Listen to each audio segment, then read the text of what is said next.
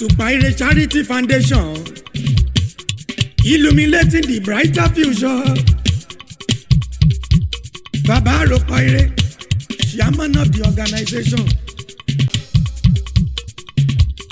Atupa Ire Charity Foundation. Atupa Ire Charity Foundation. Registered in the United States of America. Wọ́n tún ní ilé-iṣẹ́ yẹn ní Nàìjíríà o. Ìyẹn nìbàdàn, Mama Adéṣọlá ní coordinator o. Nìbàdàn nílé Olúyọlé, ẹ̀ka ilé-iṣẹ́ wọn ń bẹ ní South Africa. Mama Muinat ní coordinator ní Scotland o. Mama Tọ́pẹ́ ní coordinator ní New Jersey. Ó ń bẹ ní Washington DC nílùú Amẹ́ríkà.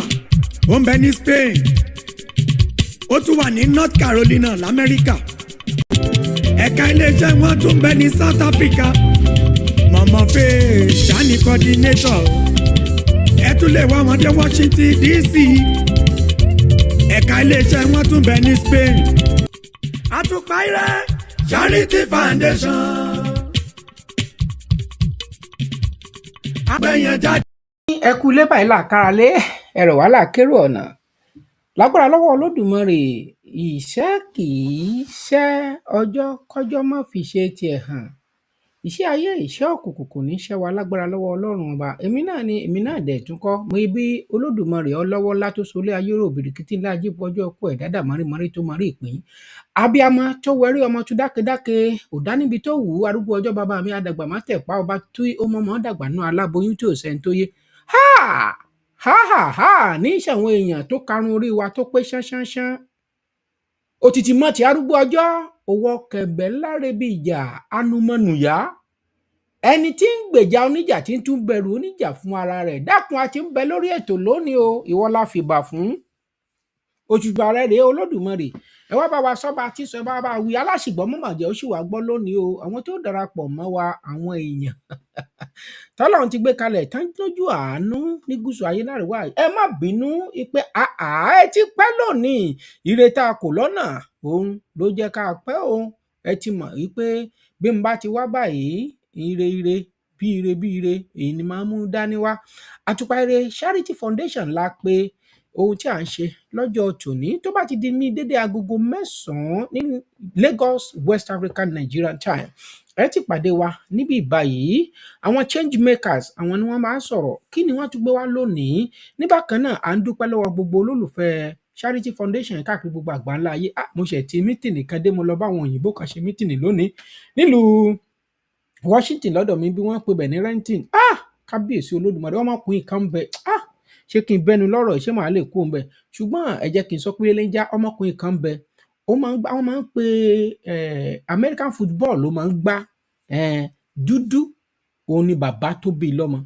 Ṣùgbọ́n ìyá tó bí lọ́mọ ó wá jẹ́ Thailand ní ìyá tí Filipino ìyá tó bí lọ́mọ. Ìgbà tí wọ́n migrate síbí, ọmọkùnrin yẹn wá ń gbá football. Ó wá gbé owó tabua kankalẹ̀ tán pè ní $1 million. Ó wá pe àwọn èèyàn tó léèkàn wọ́n wá kọ́ ibì kan. Kábíyèsí. Àwọn tó bá lọ́kàn láti ṣe ó máa ń dùn mọ́ mi tí n bá débẹ̀. Mo débẹ̀ inú mi dùn, ara mi yá gágá. Gbogbo ẹ̀yin èèyàn tẹ́ ẹ̀ ń ran ọkùnrin àtobìnrin kan lọ́wọ́ níta ń bẹ̀ yẹn tàbí tẹ́ ẹ̀ ń sanwó àwọn ọmọ iléèwé kan, ìjì burúkú ò ní wọlé yín, ẹ̀ ní fẹkún ìbànújẹ́, ẹ̀ ní fi lo ìgbésí ayé yín tó kù. Bẹ́ẹ̀ ṣe ń ṣàánú yẹn má jẹ́ ó rẹ̀ yín. Ẹ jẹ́ kí n kọjá lọ sí ọ̀dọ̀ àwọn èèyàn mi èyí tí a darapọ̀ mọ́. Àwọn change makers, ẹ kí àwọn aráalé, ẹ juwọ́ sí wọn. Ẹ kí àwọn aráalé o. Ẹ káàbọ̀ mọ́, ẹ káàbọ̀. Ìyá wa, àwọn ni coordinator láti ìlú Scotland níbẹ̀ yẹn, ní ìlú ilẹ̀ ọba Gẹ̀ẹ́sì. Àwọn ìyá wa tí wọ́n jẹ́ ti New Jersey tí àmorúkọ wọn sí ìyá wa Olúbùnmi. Ẹ káàbọ̀ sórí ètò. Ní báyìí, nítorí pé a ti pẹ́ díẹ̀, ẹ jẹ́ kí n sáré dókè lọ́hùn-ún. Tí n bá padà wá, a wà máa mọ bí bó ti ń rí, bó ti ń jẹ́. Ṣùgbọ́n mo gbàgbọ́ pé lágbára lọ́wọ́ Olódùmarè ojú òní ti gbogbo wa. Mò ń bọ̀.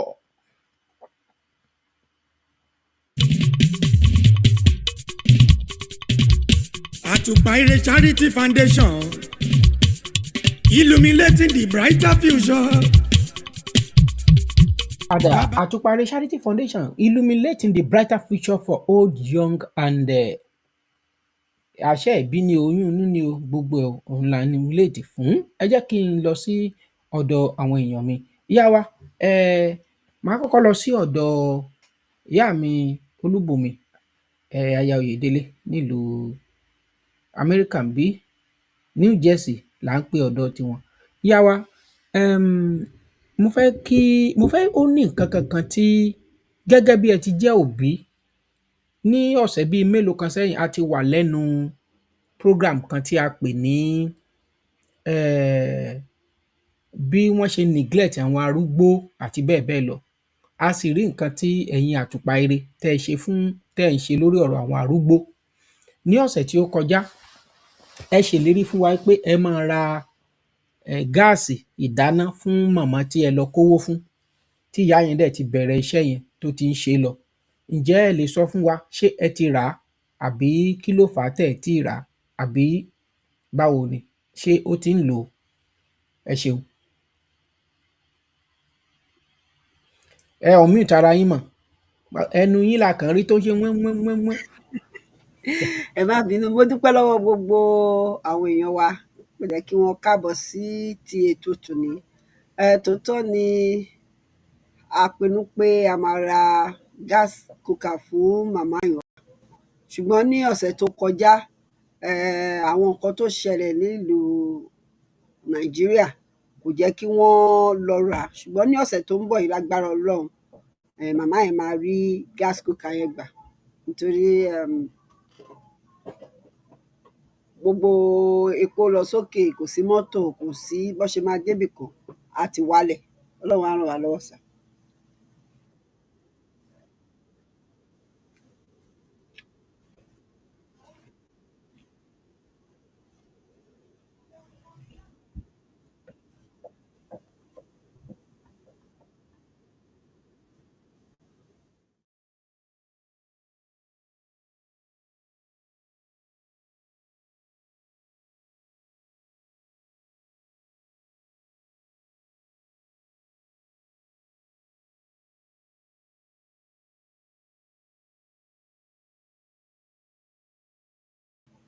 Kí lẹ lè sọ fún wa nígbà tí wọ́n ń tọ́ yín dàgbà? Ẹ jẹ́ kí n mú báyìí. Lákòókò kan nígbà tí wọ́n ń tọ́ wa dàgbà, a máa ń jẹun papọ̀ ni. Mi ò mọ̀ bóyá ìyẹn ṣẹlẹ̀ nínú ilé tán ti gbé bí yín mọ̀. Mo dẹ̀ fẹ́ fi wákàtí sọ fún gbogbo ẹnikẹ́ni tó bá darapọ̀ mọ́ wa. Àyè wà láti pè láti sọ experience ẹ̀yin fún ara yín, torí tọ́pìkì tá a gùn lé yìí, kókó ọ̀rọ̀ tá a gùn lé yìí, ó lè lọ fún bí ọ̀sẹ̀ mélòó kan. So torí nígbà tí mo lọlé, nǹkan tó wá ń ṣẹlẹ̀ láyé ìsìn kò fẹ́ yé mi mọ́, bóyá èmi nìkan dẹ̀ ni. Mo rí wípé ẹ̀yin gẹ́gẹ́ bí òbí ńgbà tá ń tọ́ ẹ̀yin dàgbà tẹ́ ti wá dòbí báyìí. Nígbà kan tá a bá fẹ́ jẹun papọ̀ nílé tiwa, a ò yín mẹ́ran, ẹni tó dàgbà jù láàrin wa ló máa pín ẹran yẹn. Discipline so wà. Àwọn nǹkan tá à ń tẹ̀lé ńgbà yẹn, but mo rí wípé láyé ìsìn gan bẹ́ẹ̀ mọ̀ míì bí ò bá rí ẹran, á lòun ò jẹsẹ̀, ẹ wà tún máa fẹ́ràn bẹ́ẹ̀, yóò wá máa ṣakọ. Kí ni àwọn àpẹẹrẹ kan mo mú jáde o? Kí ni the old and new generations nípa ọ̀rọ̀ ọlọ́mọdé yìí? Ó sì ti wá débi wípé ọmọ gan níbi táyé gbé dé dúró yìí, ọmọ ọdún 9 lóyún. Ǹjẹ́ ó ṣẹlẹ̀ nígbà tiyín mà? Ṣé mọ̀ pé nígbà titi wa yẹn kò ṣe pé kò ṣẹlẹ̀, ṣùgbọ́n kò dàbí bí ó ṣe ń ṣẹlẹ̀ sí. Nígbà yẹn ṣe ló máa dàbí pé èèmọ̀ wọ̀lú.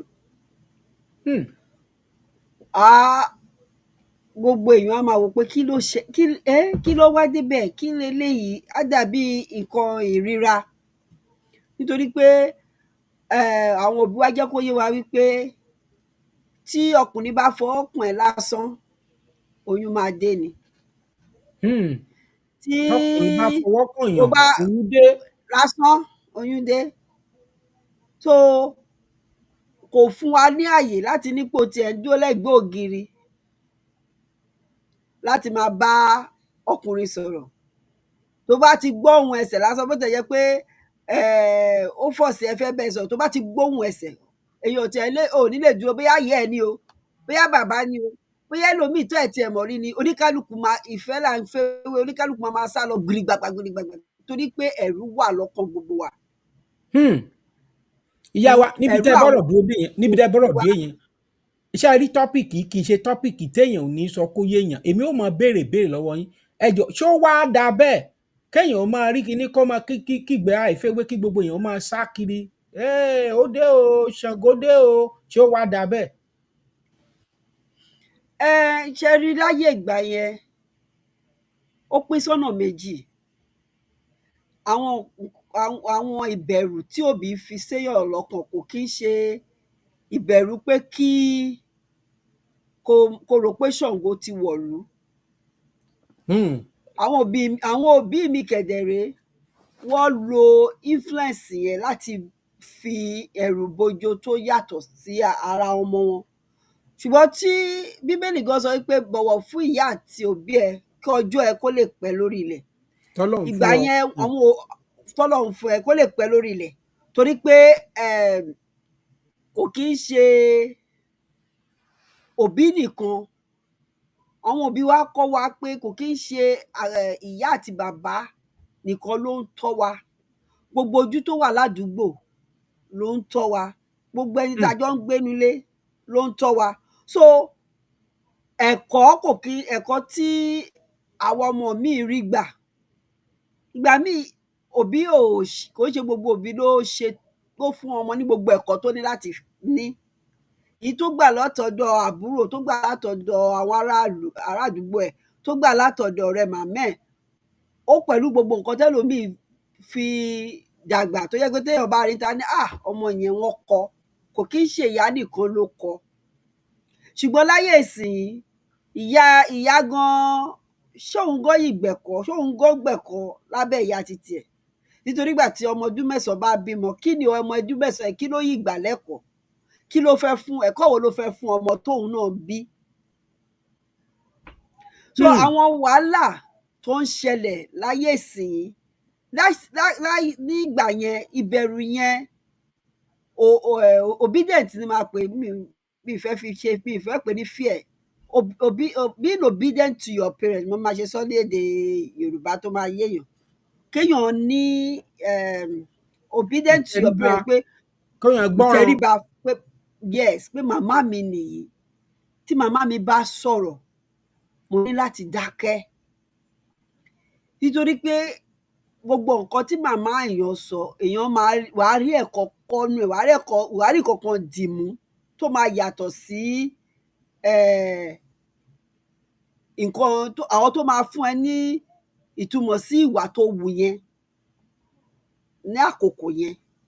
So ó rí ẹ̀kẹ́ tó rírú ẹ̀ sí, torí ọ̀pọ̀lọpọ̀ àwọn ọ̀dọ́ tó wà ń tà ń sìn, ọ̀pọ̀lọpọ̀ àwọn òbí tó wà ń tà ń sìn, nínú kó jẹ́ pé ìgbà tí wọ́n wà ní tó fẹ́ bọ́ sí GS1 àbí nígbà tó wà ní GS1 tó ń lọ sí SS3, àárín ìgbà yẹn lọ lóyún. Àwọn ọmọ tó dẹ̀ jẹ́ pé ó jẹ́ kó ìwà lábẹ́ òbí, láti kọ́ ẹ̀kọ́ bó ṣe ń ṣe, láti kọ́ ìwà, láti kọ́ ìsọ̀rọ̀ sí, gbogbo nǹkan yẹn kò sí àyè fún wọn torí wọ́n ti ní oyún, wọ́n ti gbé oyún. Kò sí àyè fún wọn láti kọ́ gbogbo ẹ̀kọ́ yìí.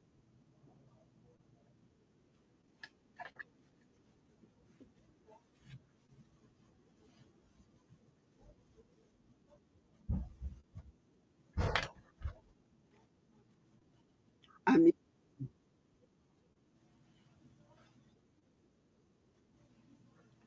Wípé ẹ kówó fún wọn kẹ́ ẹ dẹ̀ pẹ̀yìn dà, ẹ máa tún tẹ́ bá ti ta, ẹ tún máa ń tọ̀ ọ́ kó má bàa di ẹran onídìí. Ẹ jẹ́ kí n kọjá lọ sí ìlú United Kingdom, Scotland precisely. Kí n béèrè lọ́wọ́ wa ìyá wa Muinat, abiyamọ lẹ́yìn màmí wa, ẹ dẹ̀ ti tọ́mọ, àwọn ọmọ ti dàgbà, tán ti jáwé olúborí, tán ti jẹ. Nígbà tírú wa yìí ń dàgbà, ní tí mò ń sọ ni wípé a máa jọ ń jẹun papọ̀ ni nínú àwo kan náà. Wọn kì í sì fẹ́ràn sọ́bẹ̀ wa ńgbà tá à ń jẹun. Ṣé kìí ṣe pé wọ́n fìyà jẹ wá ńgbà yẹn ni? Àbí kìí ṣe àbí wọn ò ní àbí àìní ní ń dààmú àwọn ìyá wa ńgbà náà àbí bàbá wa. Mo rántí ńgbà náà lọ́hùn tí n ò lè gbàgbé, wọn ò bí mi dáa kí n mẹ́ran ṣáájú ẹ̀gbọ́n tó bí mi nínú ọbẹ̀. Bí n bá ilé dán wò odindi ọ̀sẹ̀ kan mo ò ní jẹran. Ẹ jọ̀ọ́ kí ló ṣé kíbo la bára wa dé?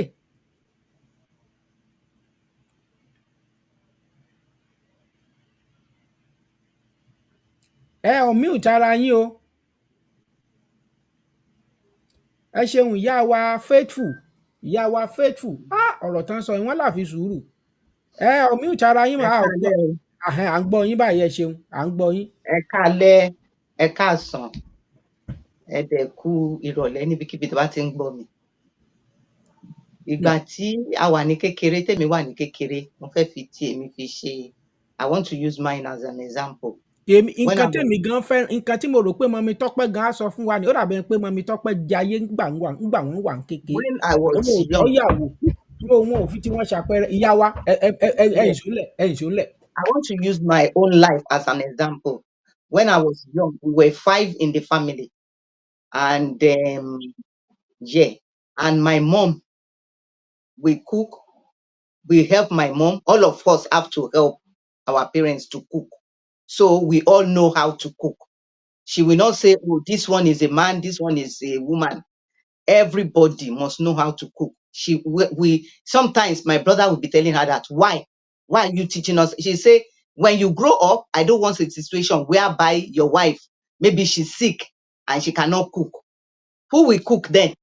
If she's sick and you can't do anything, she normally tells us. And I remember, you must not eat meat until you finish eating. It's not that my parents don't have money.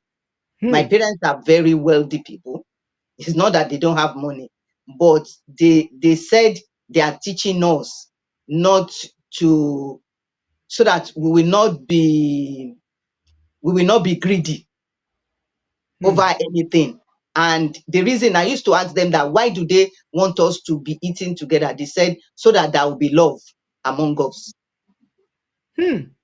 Yeah, so that there will be love among us, and that everybody will be able to love one another and work together as a family.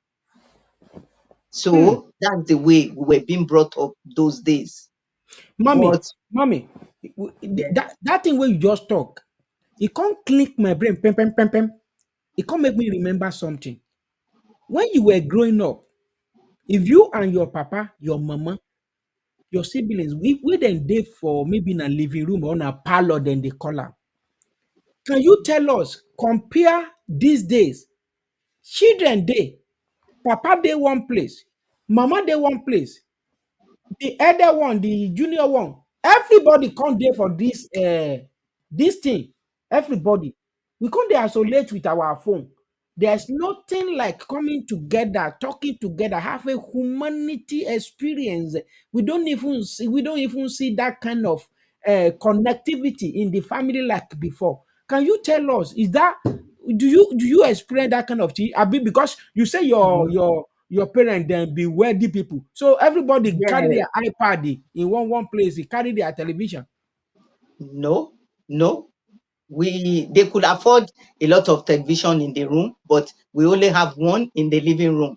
And that television used to be black and white. Even children from the street that their parents can't afford television, I remember they used to come into our own house in our big, because we had a very big sitting room. We will all sit and watch TV together. And when we have visitor, our parents don't need to tell us that we have to leave the living room so that they can be with their visitor. Immediately visitor come in, I remember my dad has already organized us in such a way that we have to go and read our books. Like we always have at least 2 story books to read in a week. So we are always occupied with one thing or the other. And that time, they used to use like sign language to talk to us. Now that one I want ask, They but we use never sign reach that language to one. talk to us. We They never don't reach that just one, mommy. I want ask that one specially, and I want mm, bring mommy Chokwe. I want bring her up because if she never tell us, maybe she never uses her own like an experience as to even tell us your own experience. So see, mommy, both of you give us a sign language where your mama give you, where your papa give you. Make I start from mommy Muina to continue. yeah. So they used to use sign language to us. If my mom blinks her eyes, that means everybody should leave. Hmm. That's what it means. You know, And if blinks. she, I mean, yeah, me yeah, not because you put on glasses like me, oh. I don't know, say maybe mm, not shako remedy or whatever they call it. But if you blink eye, what kind of eye? Because eye shirishi, eye they different type. Maybe not like this, maybe not like this, maybe not like this. You go fit give us that kind of yeah, sample. like this. She blinks her eyes like this. That Hmm. means everybody should leave. Like shutting her eyes and opening it. That Okay. means everybody should leave the living room. That is, Eti Yoruba ń ṣẹ́jú mọ̀yàn, ṣẹ́jú pẹ́. yeah, that is Okay. she wants to be alone with her husband, and maybe Hmm. they want to discuss something regarding to one of us. Okay. Yeah. And if we do anything between ourselves, like maybe we have fight among ourselves, my mom will tell us, don't ever you report any of you to your dad, because you know your dad, he will beat the two of you. So when you have anything, Hmm. any quarrel among yourself, sort it out among yourself. Don't come to report to me or go and report to your dad. I want all of you to be like a broomstick, that you know that broomstick, when it's joined together, it's difficult to break. So, and Hmm. that is the type of life we grow up with. So you must not report anyone. Like go and report to your dad that, oh, this one did this one did that, this one. And in the evenings, my mom will call us in the evenings. She will sit and read all these Yoruba novel, because my mom is very good in reading Yoruba books, like all these Ireke Onibudo and all Hmm. that and co. Hmm. She will sit, she will read to us, and then Ogboju Ode Ninu Igborumole. I can Gborumole. remember all those books. She will Hmm. read it to us, and she will be reading it as if something is happening in real life. Rally had the little And girl. we will all be happy. We say, oh, mom, the girl, what happened to the girl? So she will read it like two pages. Then we say, oh, mom, read on, read on. She'll say, no, we have to stop there till tomorrow. So Wow. she will be reading the something, and when it gets to where we are so excited, that's where she will just shut this. She will just And stop there. Then mommy, now she can you tell us now, before I go to mommy Olubumi, can you tell us that kind eye, blinking of eye? One of our viewers says the eye blinking can also mean don't try it. If you try it, you go see yeah, pepper. So, so can you tell us, does that still exist? That kind of sign, that kind of a connectivity in the family? Can you compare? Because no. we are talking These about days, and the new toxics of the parenting. these Because days there is mommy, no. you make I talk this one. No be say then tell me this yo. It happen koro for my eye like this. The boy, the mother bring him to our office. He need a service. I see they work with someone then. And we don't know what happened between the mama and the boy. He they slap him, mama, bow, bow, Hmm. bow. Me and the other, they call the guy Pastor John. I can't stop with the person that way. I can't dey look at like this, say, Pastor John. Because don't be me own that place. I still they work with someone then. I never own my own business. I'm talking about like 8 years, 9 years ago. I can't they look like this like a mumu. So the guy know the guy will open they will get the place. He no talk. Like I say, the guy, the small boy is it is his own turn. I can't tell the owner say, me look me well well, I no go fit do this boy o, I no go fit attend to him. Laye, go call police say I reject, I don tire, I no work today again. So the owner of the place come say he himself he no go do am, make dem carry their oriburuku dey go, because he dey slap him mama for my face. Dem no be this one, no be shere shere. So compare that day to this day, na e go make me jump to Mama Olubunmi. Tell us which kind sign your mama you fit remember, no be say you go tell me say one man. No, your own experience, share it with us. Ẹ ṣé gan fún nǹkan tẹ́ béèrè lọ́wọ́ mi yẹn. Ẹ mọ̀ pé ìgbà mìíràn wà èèyàn kàn máa sọ̀rọ̀, but ní ìgbà tí èmi ń dàgbà, a kì í jẹun pọ̀ nínú abọ́ kan náà. Ṣùgbọ́n Hmm. tí èèyàn kan ò bá tíì dé, kò sẹ́ni tó máa jẹun nínú wa. He has to Hmm. have a good reason tó fi pẹ́ dé, torí gbogbo wa mọ time tí oúnjẹ gbọdọ̀ ready. Hmm. Then bí mọ́mì ṣe sọ lẹ́ẹ̀kan yẹn, kò sí ọmọ tí, we have only one son, òun náà ni first born mọ́mì wa. Oúnjẹ tí ẹ̀gbọ́n mi ọkùnrin lè sè, èmi obìnrin ìgbà míì tí bá mo máa ní fún àgbàdá yìí ṣe mọ oúnjẹ ń sè jù mí lọ báyìí. Hmm. Bó ṣe ń lọta, ẹ̀yin máa ṣóúnjẹ míì ni. And that is how we have been trained, tí gbogbo wa ṣe kọ́ wa. But tí àlejò bá dé, tí mọ́mì mi bá ṣe gbogbo wa máa dìde ni, torí ó ti sọ fún wa pé you have to get up. Tí wọ́n bá dẹ̀ ṣe pé ọ̀rọ̀ tí ò kún ẹ́ òun ló dá sí,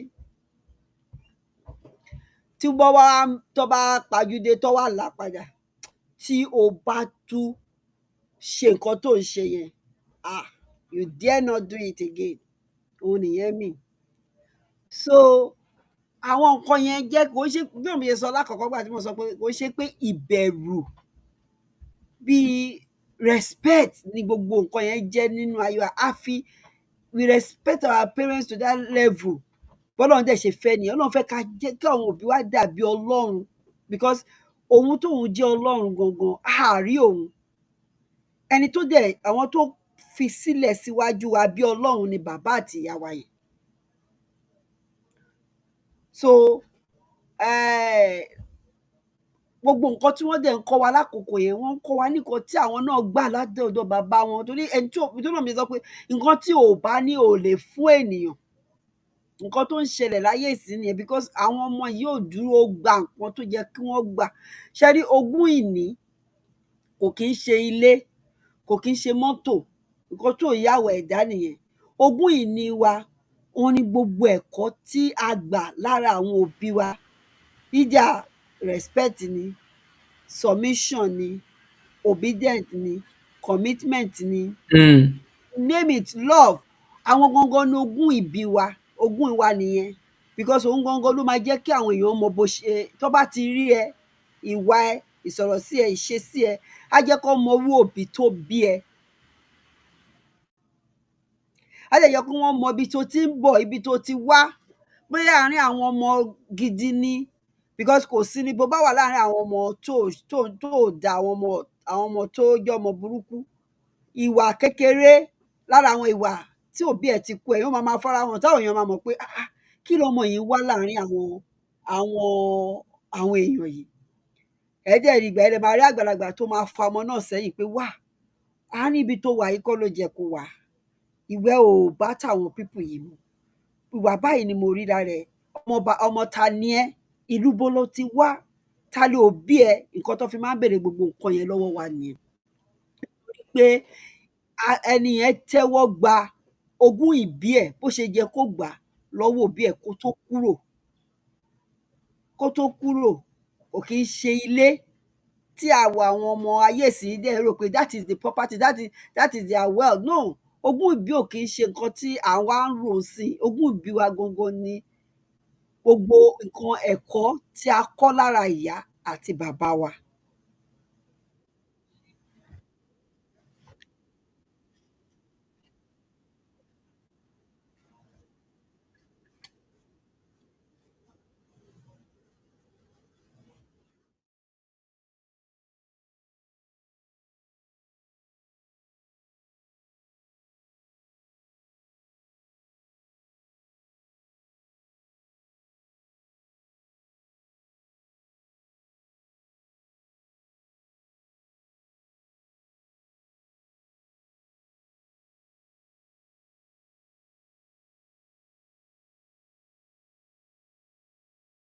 kò yé èmi bóyá ó lè yé yín tẹ́ ẹ bá wà nílé. Nọ́mbà tẹ́ ẹ máa fi pè wọlé òun lẹ rí tó ń yí lọ tó ń yí bọ̀ lójú ìwòran yín yẹn. Bóyá kí n dá dúró kó má yí mọ́ kẹ́ ẹ lè ráyè pè wọlé. Nọ́mbà yẹn nìyẹn. Tẹ́ bá fẹ́ dá sí bóyá ẹ ní experience tí ẹ tiẹ̀ lè sọ fún wa bóyá tẹ̀yin tiẹ̀ rí bóyá nínú ayé tá a wà yìí gan maybe this world sef wey we dey maybe you have some experience wey we fit share with us say I see something o ara mi rè rí mo rí orí ológbò nínú kànga you fit tell us your own. So that is why but there is fire on the mountain and that is why I want to show us this video again make dem lis ten o lis ten. God, my mommy born plenty children. Go say if you want to do what I go do for him. He don't tell what come off house. How many years now? He don't reach like 3 years, I be 2 years. Kí lorúkọ ẹ? Ìdòwú. Ìdòwú kí ni? Eh? Ṣó ṣì mórúkọ ẹ? Kí ni sọ́ni mẹ́? Ah God, kò mórúkọ ẹ mọ́. Like your daddy name. My daddy name Baba Beji. Ah God. Can you see? That shows that he doesn't even know his name again. You sure you don't come off for house? He don't tell what come off house. How many years now? He don't reach like 3 years, I be 2 years. Why you come off for house? Now because my mama no dey give me food. Your mama no dey give you food? If I fall and work, he no go give me money. Complain go say make I dey go where they go find money. What about your daddy? My daddy there. Your daddy there? Sure, ever since you don't come off for house, they don't look for you before? They don't come find but me I no agree. Why you no want to go back home? Because if I go back home, they go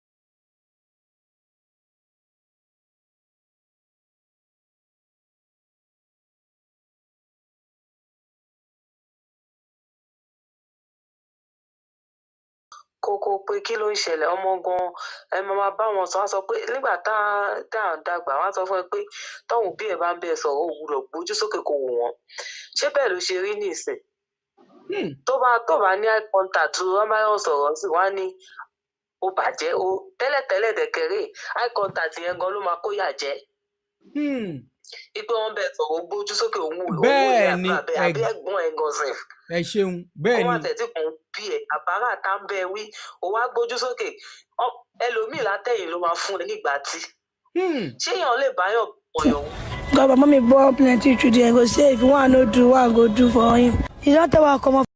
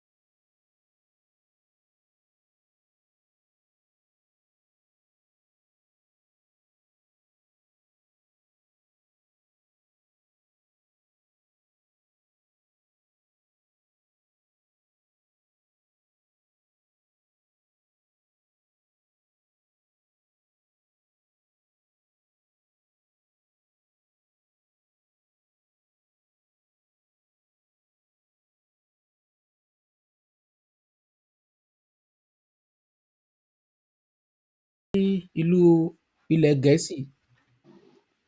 Ọ̀rọ̀ tí àwọn ìyá wa yìí sọ yìí pẹ̀lú ọmọ, ó gbàgbé orúkọ ẹ̀, ó ní Ìdòwú, wọ́n ní kí lórúkọ bàbá ẹ̀, ó ní "Huh?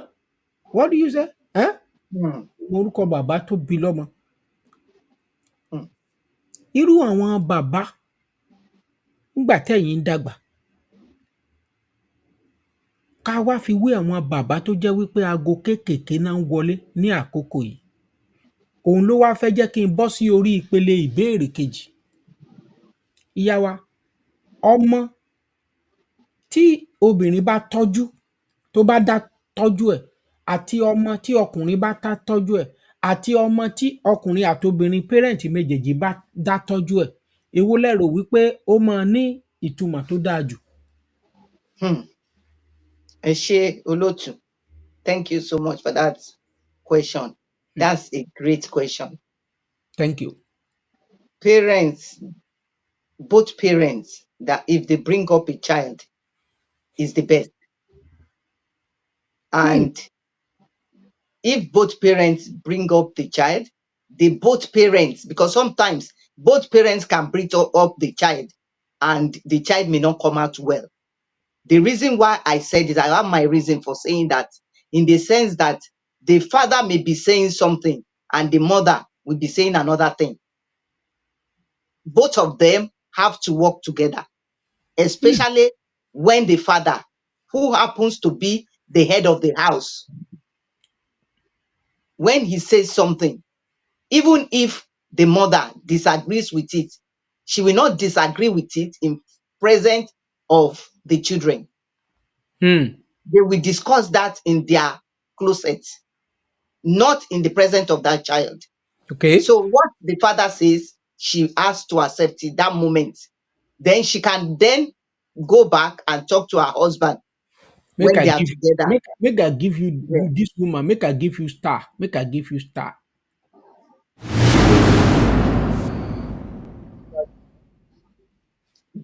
And if a woman alone brings up the child, it's the child is only by the grace of God that child can come up successful.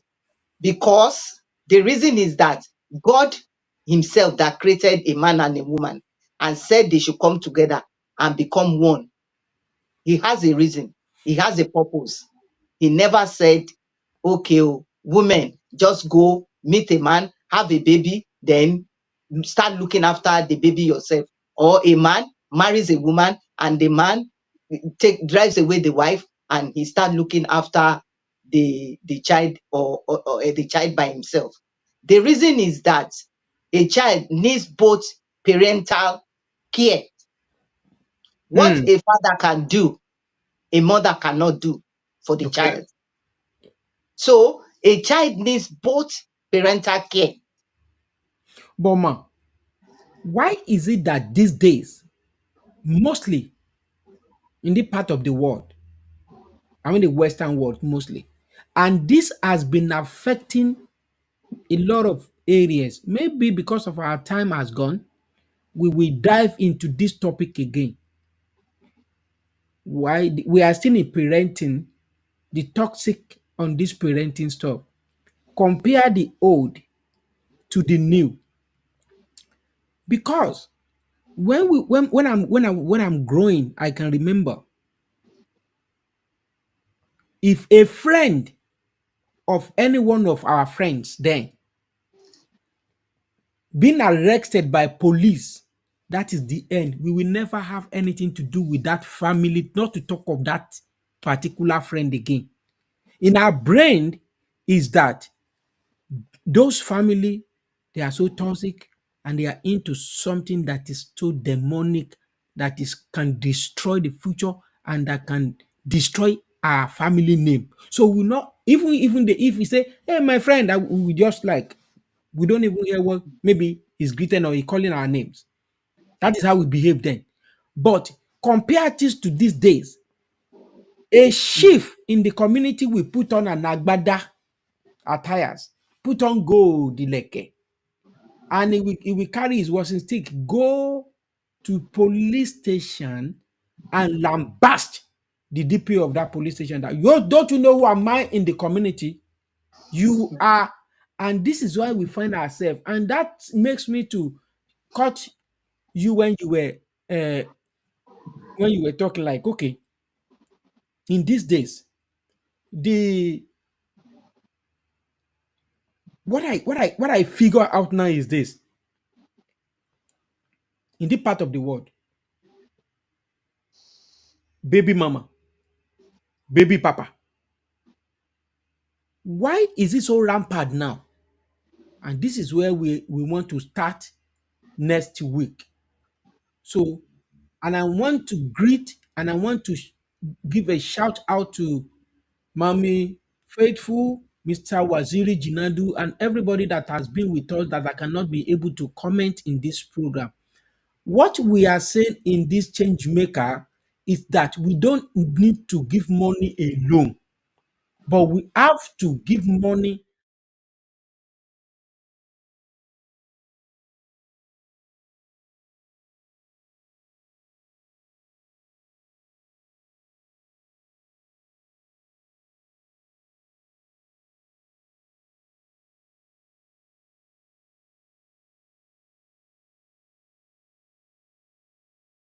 are more than welcome.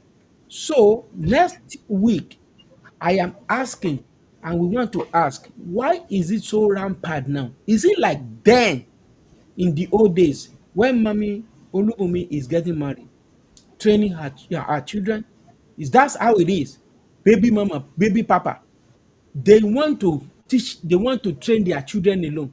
In my community, one guy walked into my office with a bushy hair and he said, Tony, please, can you help me? I said, what happened to you? And he always come to my office two, in fact, nothing less than 2 times in a month. But I've seen him back for 5 months. And he told me, just help me. So when I was helping him, he's shedding tears. I said, what happened? He said, did I remember you are the one that told me, that encouraged me I should bring my wife from Nairobi, Kenya? I said, yes, your wife is awesome, and she came with one son. He said, but you guys, now you bought house, everything. When he wants to buy his house, first house, he told me everything, and I encourage him to do this way, do this way. I give him some impact, and he get it done. And after 3 years, you get what? The wife. He trained the wife in a nursing part of in this country when she's earning the money. When their children now is two, now purposely because of these tax returns, she becomes something else. Can you imagine? She sent this guy to jail. I'm talking of late last year. The guy came with tears. He took everything from this guy because he owns a cleaning business. He took it. He owns a house. He took it, and he said he can only set his eye on his children once in a month. Why?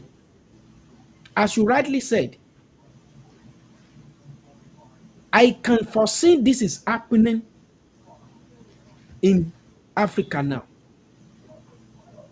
Why our women are so gullible, you are so proud? Why are you doing like this to the future of all the children?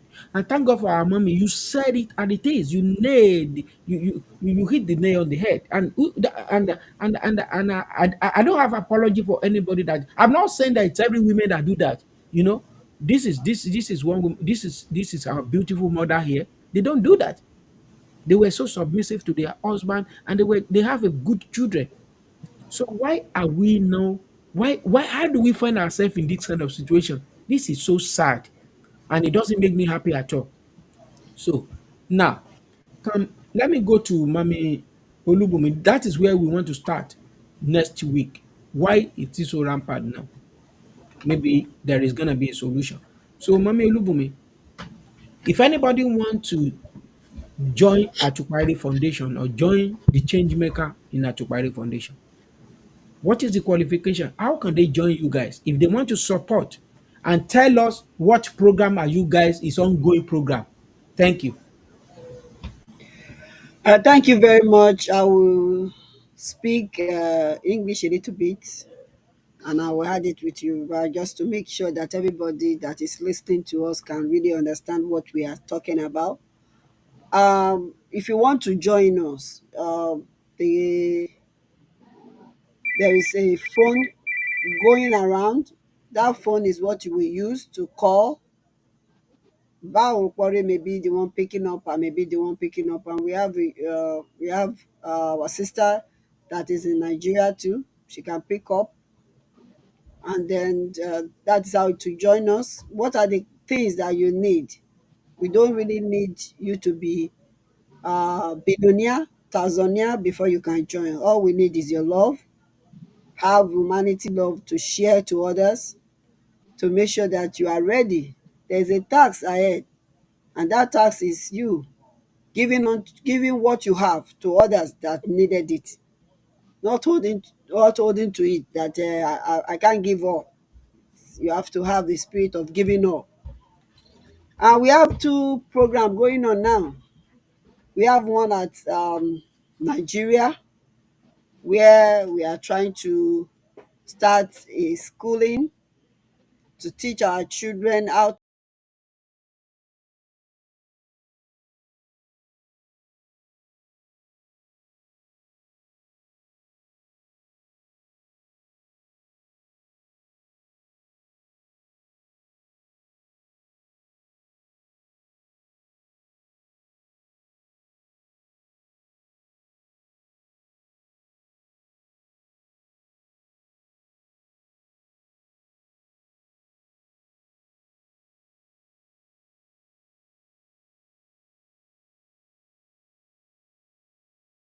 That people love them, people see their pains, and people care about their pains too.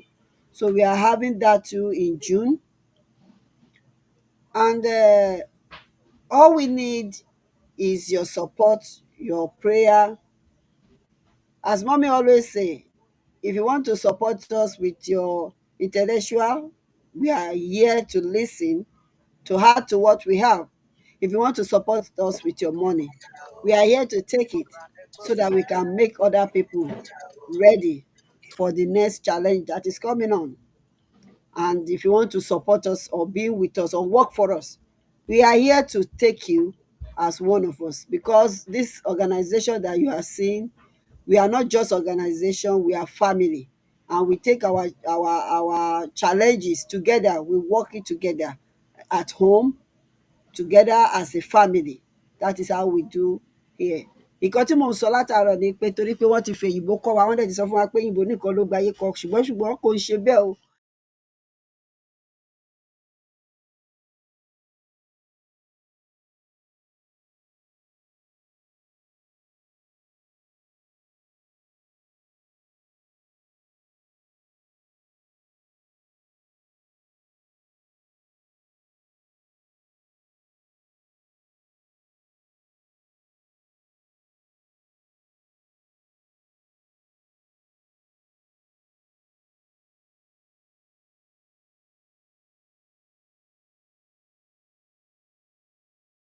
A tún jẹ́ kó lọ sókè sí i. Àbí owó nìwọ ní ni tó fẹ́ fi fún wa, àwa náà rẹ́dì láti gbà lọ́wọ́ ẹ̀. Ohun méjì dẹ̀ là ń ṣe lọ́wọ́ sí, tó jẹ́ project, tó jẹ́ ohun tó wà lọ́wọ́ wa tá à ń ṣe pé a dẹ̀ fẹ́ jẹ́ kó yọrí sí rere. Òun ni pé a ti dá ilé ìwé sílẹ̀ fún àwọn ọmọ wa ní ilẹ̀ Yorùbá, ní Ìbàdàn, tó jẹ́ pé wọ́n ń kọ́ wọn bí wọ́n ṣe ń kọ́, bí wọ́n ṣe ń ṣe kọ̀ǹpútà, bí wọ́n ṣe ń lo kọ̀ǹpútà, ohun tí wọ́n lè ṣe. Ó wà níbàdàn. Èyí tó jẹ́ bébì wa nìyẹn, tí èrò ò tíì pọ̀ sí. Èyí tí ó jẹ́ ẹ̀gbọ́n ó wà ní Oǹdó, ìyẹn ti wà lóǹdó, ó ti ṣe díẹ̀. And then a dẹ̀ tún ń gbàdúrà pé a tún máa lọ sí Èkó, a máa lọ sí Ìjẹ̀bú, gbogbo ilẹ̀ Yorùbá pátá la yìí máa dé, ṣùgbọ́n k'Ọlọ́run ràn wá lọ́wọ́. Then a tún ń ṣèkan lọ́wọ́ ńsìnyí tá a máa ṣe ní Washington níbí báyìí ní oṣù tó ń bọ̀. A fẹ́ gẹrun fún àwọn tó ò nílé, tí wọn ò ní nǹkan, tí wọn ò gbé inú yàrá bíi tẹ́yin ṣe ń gbé, tẹ́ ń lo AC, tẹ́ ń lo gbogbo ẹ̀. kò sẹ́nìbọ̀dì tó máa ní tóun bá ń lọ kò kí ń rí àwọn ẹnìkan tó yẹ pé wọ́n á kàn sùn síbì kan tébi ń pa.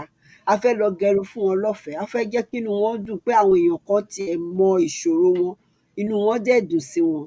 So ohun tí ó wà lọ́wọ́ wa lásìkò yìí nìyí.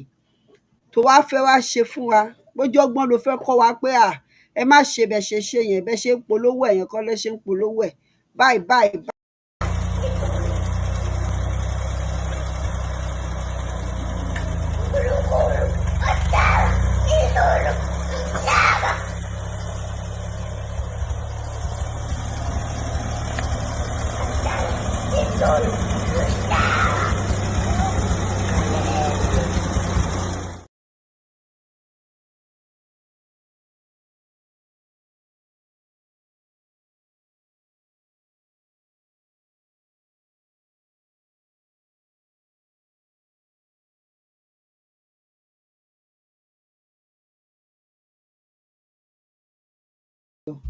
Òun náà ni àwa náà dẹ̀ dúró lé lórí. Òun ni pé ẹ ní láti fẹ́ ẹnìkejì yín. Tó bá fẹ́ join wa, you have to have that spirit of love in our midst. Ẹ ṣé sà. Mọ́mí wa láti Scotland, táwọn èèyàn bá wà ní Scotland tán bá fẹ́ join wa, tán fẹ́ join wa ní Scotland, ǹjẹ́ ẹ lè coordinate wọn, ǹjẹ́ ẹ ráyè láti bá wọn ṣèpàdé papọ̀ ní UK? Tó bá fẹ́ join, mo ráyè láti bá wọn ṣèpàdé papọ̀. Nǹkan tó kàn need láti ṣe ni pé kán pe nọ́mbà Atupa Ire tí wọ́n gbé sórí kinní yẹn, wọ́n á dẹ̀ pè mí. So I will be able to help them sort it out. Wọ́n ṣe máa join, bí wọ́n ṣe máa dára. Kí ni qualification àwọn tó bá fẹ́ join? Ìyá bàbá mi Emmanuel mo rí tán bá fẹ́ join láti Scotland, qualification wo ni wọ́n máa ní? Ẹnikẹ́ni tó bá fẹ́ darapọ̀ mọ́ wa, ìfẹ́ la fi gbé foundation yìí sílẹ̀, lórí ìfẹ́ ni. So ẹnikẹ́ni tó bá fẹ́ darapọ̀ mọ́ wa, àti pé èèyàn náà ó gbọ́dọ̀ ní the heart of giving. You must have the heart of giving. Giving, I'm not saying that you should give your money, but you can also give your talent. You can give in so many ways. It's not only by giving monetary. I'm not talking about monetary alone. You can give in so many ways, like advice and all that. So that's what I mean. And when you want to give, it doesn't mean that you will give thousands, billions and all that. No. Now, ẹnìkan pè ní last week, mọ́mí wa, wọ́n náà fẹ́ fi 50,000 fi ran màmá tí ẹ dá lókòwò yẹn. Wọ́n náà fẹ́ fi 50,000 ràn lọ́wọ́. Ǹjẹ́ wọ́n ti san owó yẹn? Yes, wọ́n ti san owó yẹn. Ẹ ṣeun. So òun ni mọ́mí Tọ́pẹ́ sọ fún wa pé tó bá ti di ní ọ̀sẹ̀ tó ń bọ̀, pé wọ́n á ti ra kinní yẹn fẹ́ nìyẹn. Ní ọ̀sẹ̀ tó ń bọ̀, a máa tún òun ní nǹkan tá a máa sọ̀rọ̀ lé lórí ni mo ti sọ yẹn. Ẹ má jẹ́ kí a gbàgbé. Fọ́nrán yìí mọ̀, á pẹ̀lú nǹkan tá a fẹ́ sọ̀rọ̀ lé lórí. Ẹ wo àwọn ọmọ òyìnbó yìí, wọ́n kọ́ wọn ní woodwork. À ń ṣe woodwork nígbà náà lọ́hùn, mi ò gbàgbé. Àwọn nǹkan tí mo ṣe nílé ìwé nígbà yẹn, ó pẹ̀lú nǹkan tí mo fi di handyman. Kò sí nǹkan tẹ́ gbé síwájú mi tí mi ṣà nílé ṣe. Ṣùgbọ́n láyé òde òní, ẹ wò ó. Ẹ̀yin ẹ wo fọ́nrán tó tẹ̀lé, itú tán fi wá pa. Ẹ máa gbọ́ ìrúntà own the share, òun náà kọ́ wọn. Wọ́n ti bà ayé àwọn ọmọ wa, wọ́n ti sọ wọ́n di gbẹ̀wù dání. Nítorí náà à ń sọ̀rọ̀ nípa parenting. So òbí gan fún ara ẹ̀, kí ló ń kọ́ ọmọ ẹ? Báwo ló ṣe lè kọ́ ọmọ ẹ gan di nǹkan pàtàkì? Báwo ẹ̀yin ṣe ń kọ́ ọmọ yín? Ìyá wa ń sọ lẹ́ẹ̀kan, ó nígbà tó ń dàgbà, nígbà tí ẹ̀gbọ́n mọ́mí wa Tọ́pẹ́, ó ní ẹ̀gbọ́n wọn kò sóúnjẹ tí ò lè sè. Kò sóúnjẹ, òun làkọ́bí, kò sóúnjẹ. Ọkùnrin dẹni, ọmọ obìnrin míì toxic, ó ti ba ayé ọmọ ẹ̀ jẹ́. Gbà tọ́mọ yẹn bá wá fẹ́ ṣe oúnjẹ, àwa Google 1 cup of rice, tablespoon of salt, 1 tablespoon of salt, okay, mo get yẹn. 1 tablespoon of ground pepper. Ground pepper, okay. 1 tablespoon of maggi elépo, 3 tablespoon òróró, 3 tablespoon. a wá da gbogbo ẹ̀ papọ̀ ó fẹ́ ṣe jollof rice nìyẹn o ó wá mú ayé ọmọ yìí ó wá ba ayé ẹ̀ jẹ́ tán po ìgbà tó délé ọkọ ẹ̀ wá sẹ́ǹdì ẹ̀ padà kí ló fà á tí wọ́n mama baby papa tó fi kúta lónìí àwọn ọmọ tí wọ́n ń kọ́ ǹjẹ́ àwọn ọmọ náà kí ni wọ́n máa dà ní ọjọ́ ọ̀la òun ló mú mi tó dífá fún ibi tí a ó ti bẹ̀rẹ̀ ní ọ̀sẹ̀ tó ń bọ̀ kí n fi ibẹ̀ kí n fi tọ́ yín lẹ́nu wò kẹ́yìn náà kí ẹ rí wípé ayé ọ̀hún ó ti dòdì àdá òun náà ni mo fi tọ́ wa lẹ́nu wò lẹ́ẹ̀kan yẹn ṣùgbọ́n ẹ̀yin ẹ wo eléyìí báyìí.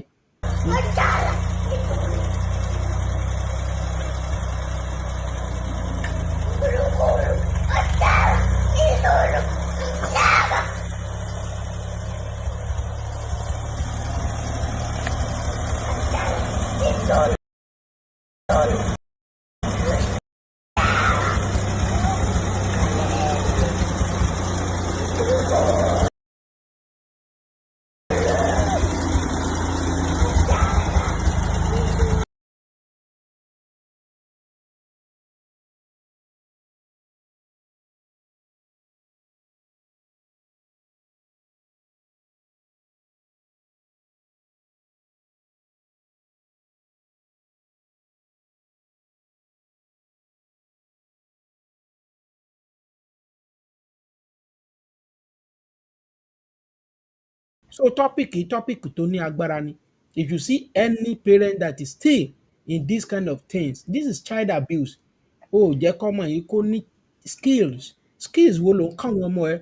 Àwọn kan á kọ́ṣẹ́ tán. Ẹ̀yin mọ́mì wa ẹ máa de nǹkan tí mo sọ torí question yìí mo fẹ́ lọ kẹ́ṣẹ́ lè ṣe research lé lórí kẹ́ẹ̀dẹ̀ fìdí ẹ̀ múlẹ̀. Àwọn míì á kọ́ṣẹ́ tán wọn ò ní lè kọ́ ọmọ wọn níṣẹ́. A máa fọmọ ọ̀dọ̀ a máa fi bọ ọmọ ẹ̀ jẹ́. A máa fọ ọmọ àkẹ́jù èyí tí ń bọ ọmọ olówó jẹ́ àti bẹ́ẹ̀ bẹ́ẹ̀ lọ. Kì í ṣe ẹgbọ́n mi wá lẹ́ẹ̀kan kì í ṣe pé bóyá bàbá àti ìyá ẹ̀ ò lówó. Mommy, you are so fortunate ma.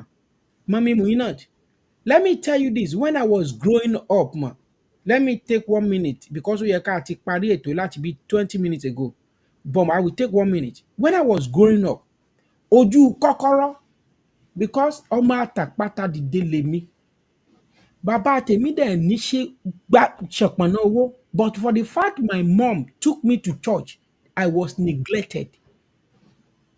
Then I was living with my grandmother. She never leave me alone. My mom has to be in the northern side. And that is why I can tell you for free that in the north, they neglected their children. Now, ojú kọ́kọ́rọ́ lèmi tí ń wo television. The first time in my life that I can experience watching a color television and the first time that I can experience in my life watching a black television, I first watched it on the window, black and white TV. Not until my grandmother bought, but the one my grandmother bought, Pastor Kumoyi has to preach that they should break pé àpótí èṣù ni. And that is why that man, if I see him today, I will say it to his face like you are fake. Because he is now driving in a big car that has television. He owns one of the biggest cable TV. So all these lies that our brainwash, they've destroyed us to the extent that the first time, and you are fortunate, tí mo wo color television, ojú kọ́kọ́rọ́ ni mo ti wò, and we are two. Tí má ti wò díẹ̀, èkejì yẹn á tì mí kúrò ńbẹ̀ á wò díẹ̀. Ẹ̀yin gan ẹ imagine ojú kọ́kọ́rọ́ in the whole of a key kéèyàn máa fi wo color TV. Ẹ wá wò ó lénìí. Tí n bá fẹ́ ra color TV, èyí tó wà nínú ilé mi gẹ́lẹ́ ó tó yàrá kọ̀ọ̀kan. Kò dẹ̀ rí bẹ́ẹ̀ tẹ́lẹ̀. TV kan ló yẹ kó wà nínú ilé kí gbogbo ọmọ wa máa wò. Ilé àdó sí yàrá tí a máa wò. Eléyìí tó jẹ̀jẹ̀ gbọ́n wọn TV tó wà nínú ilé nítorí pé irú iṣẹ́ tó ń ṣe á fẹ́ tó méje. Kí là ń fi ṣe torí Ọlọ́run? Kẹ́ ẹ tó ṣe ń sìn oníkálukú ti gbé fóònù ẹ̀. Kò sí synergy láàrin family mọ́, and this is killing our humanity. And that is why we want to start from there next week. Ẹ̀yin mọ́mì wa, Ọlọ́run ò ní jẹ́ kí nǹkan yín tó ti dáa kò ní jẹ́ kó bàjẹ́ o. Thank you. And I can tell you for free, ẹ̀yin èèyàn wa tẹ́ ń join wa. Can you imagine? Mami Tope has to have a break all Wednesday purposely because of this program. She didn't work. Mommy Muinat as well. Likewise myself. Others like that. Wọ́n ajú báyìí lọ, but àwọn tó lè face the crowd. Some people were so busy tó jẹ́ pé tán bá tiẹ̀ wá aago wọn ọmọ ọdún ni. So I want us to appreciate them by like the program, send it out to someone out there just to say thank you. God bless you, ma'am. God bless you, brother and sister that have come here today. Now, à ń bọ̀, àwa dágbére fún gbogbo yín.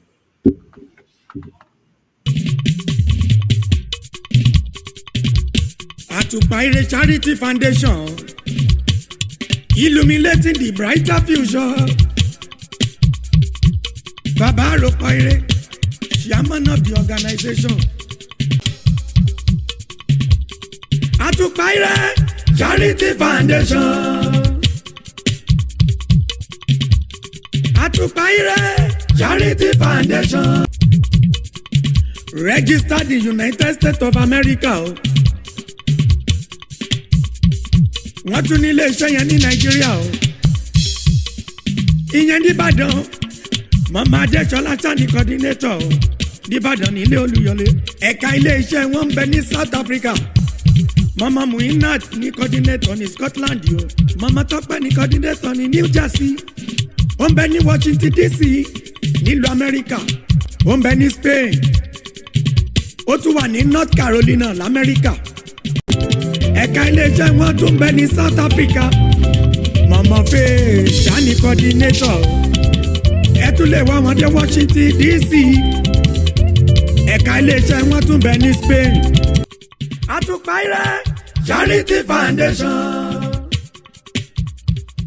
Ẹ ṣeun ṣeun, ojú òní wa tì, ayé òní béèrè pé Ọlọ́run tá à ń sìdá, ìjìbú kò ní bá wa, ọwọ́ ọ̀tá ò ní bà ọ́ tọmọtọmọ, ibi tó ń rìn sí tó ò ní dé, ò ní lọbẹ̀ lágbára lọ́wọ́ Ọlọ́run, ò ní bá wọn rò bí àìbọ̀, èyí tí mo wí ti dàṣẹ. Ọmọ tó bí gbogbo wọn ló mọ èèyàn tó máa yanjú. Ẹ béèrè pé kí ni ìdí ni wípé gbogbo ọmọ tẹ́wàá bí ló ṣẹwà fún, Olódùmarè ó ṣẹwà fún ọ, yóò ṣẹwà fáwọn ọmọ rẹ o. Ẹwà wọn wà ní dìbàjẹ́, bẹ́ẹ̀ ni àṣẹ Olódùmarè ni. Bọ́jọ́ bá ti yọ, kì í pàtà, bọ́jọ́ bá ti jàtà ó máa ń yẹ àtà ni, ọjọ́ kì í yọ kó pàtà ó máa ń yẹ àtà ni lágbára lọ́wọ́ Ọlọ́run. Ikú yẹ̀ lórí yín, àánú yẹ̀ lórí gbogbo yín ẹ̀yin tẹ́ ẹ darapọ̀ mọ́ wa lónìí o. Lágbára lọ́wọ́ Olódùmarè, nítorí pé ọ̀rọ̀ tó bá tẹnu mi jáde kì yóò padà láì jẹ́ pé ó ṣe èyí tí mo rán. Ẹ gbọ́ pé báwo ni mo ṣe mọ̀? Ìdí ni wípé òkú àgbàdo kì í bólóko ó dìgbàró. Ẹnikẹ́ni tó bá sọ wípé ẹ wá wa kò ní wá irú ẹni bẹ́ẹ̀, àwọn ò ní bá wa dìgbàró. Igbe rárá lára ń tú ọ̀lẹ, igbe rárá. Níjọ́ kínní àná, Ádámù dalẹ̀ Olódùmarè ó rìn wòrìwò. Éfà dalẹ̀ Olódùmarè ó rìn wòrìwò. Gbogbo ẹni bá dalẹ̀ Àtùpà Ire á rìn wòrìwò. Wọ́n wàá mú pádà kò ní kú kò ní rùn o. Wọ́n ó máa rìn báyìí, jágbóló, rìn báyìí, jágbóló. Ojú òní tì wá, gbogbo ẹ̀yin olólùfẹ́ àròpá pé ibi tẹ́ ẹ bá wà, ojú òní tì yín, ẹ̀ ní ṣubú fọ́tàyọ̀ lágbára lọ́wọ́ lọ́wọ́. Gbogbo ọmọ Yorùbá ire kàǹkà lẹ́ẹ̀pàdé ní ìwòyí ọ̀sẹ̀ tó bọ̀. Gbogbo ẹni tẹ́ ti lẹ́kàn láti darapọ̀ mọ́ wa, ikú òdẹ ní darapọ̀ mọ́ yín. Mọ́mí Abíọ́nà, ẹ ṣe goodbye fáwọn èèyàn yín pé ṣé ẹ tún wá fíà dáwọn ará yín lára yá lọ́sẹ̀ tí ń bọ̀. Ó di àárọ̀, ó di ọ̀sẹ̀ tó ń bọ̀ lórúkọ Jésù. Kọ́lọ́run ṣọ́ ìpàdé gbogbo wa lágbára Ọlọ́run. Tí Ọlọ́run bá fa bíbọ̀ ẹ̀ sẹ́yìn, àtújọ pàdé lórúkọ Jésù. Àní kú, àní ṣàìsàn, àní lásídẹ̀ǹtì o. Òkè bẹ́ẹ̀ ni Ọlọ́run máa gbọ́wọ́ gbogbo wa sókè lórúkọ Jésù. Ó dọ̀sẹ̀ tó ń bọ̀. Mọ́mí wa yín náà, ẹ dágbére fún àwọn olólùfẹ́ yín o. Ẹ ṣé o, gbogbo ẹ̀yin tẹ́ wò wá ní gbogbo ibi tẹ́ ti ń wò wá, gbogbo ẹ̀yin tẹ́ fẹ́ lọ sùn ó dàárọ̀, gbogbo ẹ̀yin tẹ́ ṣì wà lójúmọmọ ló wà pẹ̀lú yín o. Ẹ parí ọjọ́ náà ní òní ní ayọ̀, ẹ sùn láyọ̀, ẹ jí láyọ̀ o, ní orúkọ Jésù. Ẹ láláì ṣẹ́gun, nǹkan burúkú ò ní ṣẹlẹ̀ sí yín lójú oorun, àìsàn burúkú ò ní kọlù yín lórúkọ Jésù. Olúwa wà pẹ̀lú yín, á dì yín mú títí di ọ̀sẹ̀ tó ń bọ̀. Ẹ tún pàdé wa ní aago 9 ní agbára Ọlọ́run. Ní every Wednesday ni a máa ń ṣe program wa. A máa retí yín, a wà fún yín dìgbàdìgbà. Bye. Dìgbàdìgbà, ẹ ṣeun. Ok, àwọn ẹnìkan text mi pé ẹjọ́ àkáǹtì